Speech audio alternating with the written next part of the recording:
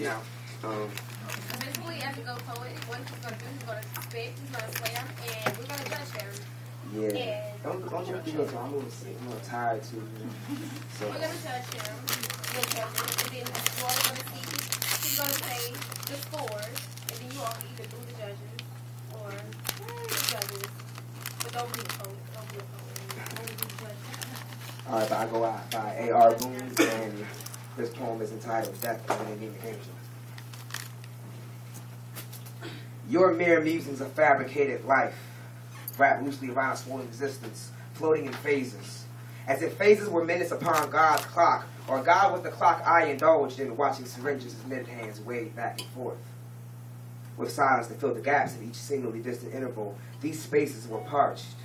Stagnated persistence flowed from hourglasses I sipped, elixirs scraped from idle eyes, mixed with the brand of liquid days. Her body lay sprawled on my floor, lonely with nothing to live for, and I lay feeling the lyric illusion pervading from decayed bodies. I placed cheeks on monotonous statures, fingers savoring the touch of your sun-bathed skin that was once a worn face. Eyes waiting through the catacombs of dilated corners, moons in your womb vacant, and I sat listening to the breaths nestled aside that were revived, air that didn't escape, and this clock just stagnated. Like time was the dissonance that fed you and me, or time was death residing in your mouth, touching the riverside cadence moans vacant through the gaped teeth. A brace of breaths slurred through the ringing of your neck. You gasped as if air were sun dances, lone in day wake.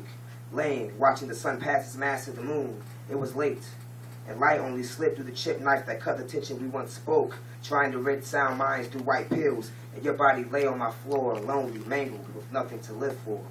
While I watch, time still in phases, wanton in nature, staining the fabric of love we painted in God's luminous clock, that great eye in the sky, and distance was the death I lived in, looking at lackluster brown, asking what the hell you want from me, placing hands on once idle bodies, time perpetuated through unstable eyes. I longed to live still inside the breast of your once windy screech, because you're dead, but not of the cyclical sense. Thank you.